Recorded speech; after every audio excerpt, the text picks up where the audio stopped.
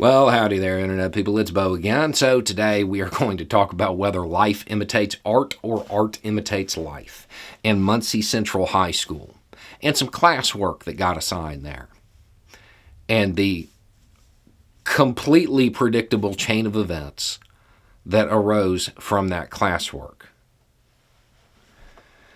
A teacher there was teaching the story of V for Vendetta. Assigned classwork, assigned a project. This led to students producing posters. And these posters drew parallels between modern social movements and the plot from V for Vendetta, which, yeah, that makes sense. Kind of the point. These posters then went up in the hallway where the establishment had an issue with it. It hurt their feelings. According to reporting, school resource officers didn't like it. That led to a discussion. That discussion led to the teacher being asked to take the posters out of the hallway. That, predictably, prompted a student-led demonstration, which then led to the establishment putting the students on remote learning, e-learning. If only there was some book that could have predicted this exact chain of events.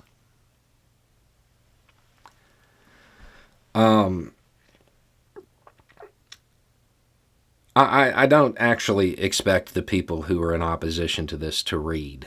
So watch the movie. And when you realize one of the most poignant scenes in the movie is the part where somebody says something about the establishment, and the establishment gets his feelings hurt, and then a bunch of militarized goons in fatigue show up and corner them, maybe you'll start to see some parallels. I guess we're thankful nobody got black-bagged. Once you're done processing that scene, review the footage from the hallway again. Nice pants, by the way. You look like real warriors. Act like it too, because when I think warriors, I think picking on teenagers and teachers. Of course the students see similarities. You're cosplaying it in the hallways for them. The opposition to this being taught suggests, they're being indoctrinated.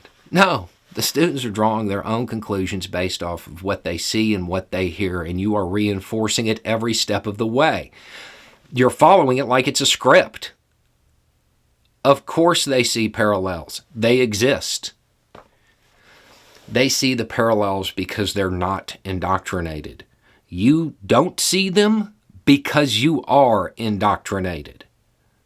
You are playing the role of the bad guy. The stuff in the hallway isn't the only similarity, because see, in this analogy, the students, they would be the citizens. And in the story, the students have like this protest, or the citizens have this protest, and the establishment puts them on remote learning, puts out a curfew. It's the exact same thing. It's the same thing. Of course they see similarities. Of course they do. You're playing it out for them. I'm sure the goal of this was to cast doubt on what they have seen with their own eyes, to try to indoctrinate them. It's not working. Because, to the contrary, you're confirming everything they believe. This might be the time for the school there to try to diffuse this. To acknowledge, hey, you know what? You're right. We were wrong. We were using V for Vendetta as a how-to guide instead of a warning. They see what exists. They see what's around them. And yes, there are parallels. They're not wrong.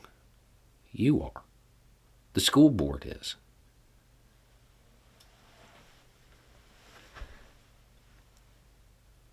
I would point out that this type of move to keep students ignorant is occurring in school districts across the country. You might want to get involved. You might want to speak out. Because this isn't isolated. V for Vendetta is on that list of 850 books that circulated in Texas.